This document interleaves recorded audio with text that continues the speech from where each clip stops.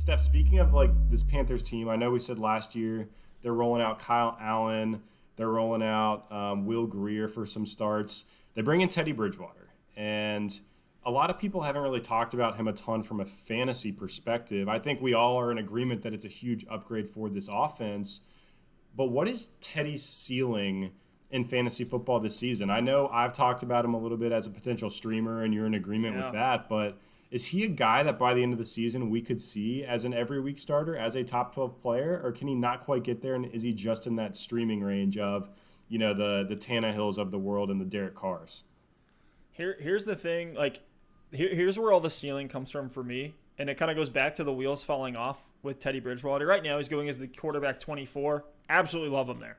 Absolutely love him there. The ceiling in terms of pass volume could be what it was last year with the same struggling Panthers defense that just had all the downgrades that I just talked about. Luke Kuechly's gone. Second most attempts in the NFL last year, right? Exactly. Only behind the Falcons, which were insane. They almost hit 700. So they threw the ball 633 times. All the top teams in attempts last year they had bad defenses. All of them had bad defenses. Falcons were number 1. Panthers were number 2. The Bucs secondary, Tampa Bay's was awful. They were 4th. The Bengals and the Dolphins were up there at 6th and 7th. The Giants were at number 9 in terms of pass attempts. That's 6 out of the top 10 teams in pass attempts that had horrible defenses last year. That's what the ceiling is in terms of Teddy's pass volume, is around 600.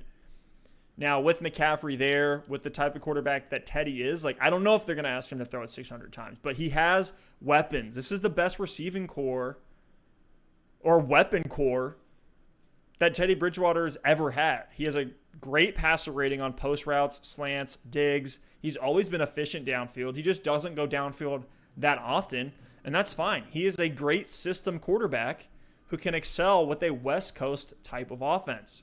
Teddy has never been one to turn the ball over either. So, look, if the coaches can put it all together, get their playmakers in space, don't ask Teddy to move outside of his comfort zone, I think this team could be very fun to watch offensively. And if Teddy gets 600 pass attempts, the worst a quarterback has finished on the fantasy season with 600 or more pass attempts. Last year it was the quarterback 13 with Jared Goff last year. In 2018 it was Kirk Cousins, who was the QB 12. So it's a fringe quarterback 1. If you're hitting 600 pass attempts. And I think Teddy, I believe in Teddy. I'm a Teddy homer. I think he's going to get there. I really do. I really do think he's going to get it there. And he's so late in your draft. He's a screaming value. He's free. And he starts the season against the Raiders. So you get an easy at-bat in week 1 to beat everybody to the waiver wire, if you want to take it that kind of philosophy or perspective on it. And then you get matchups against the Buccaneers. You get the Falcons twice. I love it for Teddy. Yeah, no, you said it. Their division is the Falcons, the Saints, and the Bucs. We talk about how young and inexperienced and, quite frankly, likely bad this defense is going to be this season. Going against the Falcons, the Saints, and the Bucs, those could easily be the top 3 scoring offenses in the NFL this season. They're at least all going to be, in the top 10? So they're going to be in these shootouts trying to keep up with teams. And Teddy's going to have to chuck the ball. The fact that they put it in Kyle Allen and Will Greer's hands to throw it over 600 times last season tells me that if they went out and paid Teddy more than $20 million a year to come in and be their quarterback, they're going to let him throw the ball. And in his 5-game stretch he started last year with the Saints, he was the quarterback 12 in those 5 weeks. So he's shown that over a period of time he can be an efficient and a good fantasy football quarterback.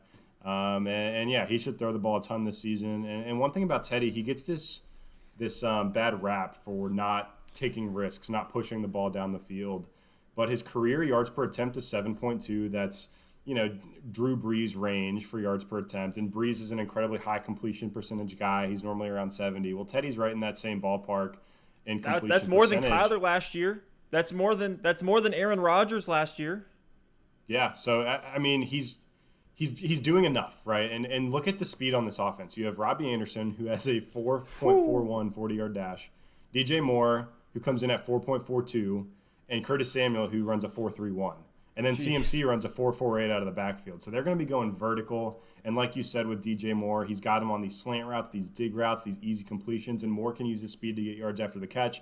It's going to be the same deal with Robbie Anderson, Curtis Samuel. And Teddy loves taking what the defense gives him. So you're right. CMC is going to see a ton of dump-offs. And he can make anything happen when he gets the ball in his hands. So with that career yards per attempt of 7.2, I know this is like a huge assumption, and I'm not saying this is going to happen, but if you took the 7.2 yards per attempt and 600 pass attempts, that's 4,300 yards. So not saying that, if the volume rises for Teddy, the yards per attempt is going to stay the same or anything. But if we just look at his career averages, if he can get to those 600 attempts and maintain the yards per attempt that he's had to this point in his career, which is nothing ridiculous, he's easily going to be over 4,000 yards. And in this offense with these weapons, if he puts, 25 touchdowns or so along with it, he's easily going to be a top 12 quarterback. So, I think the offensive line is the biggest concern for me. They were 29th in pass protection last year, according to Football Outsiders, and they really didn't bring in a ton of help on the O-line.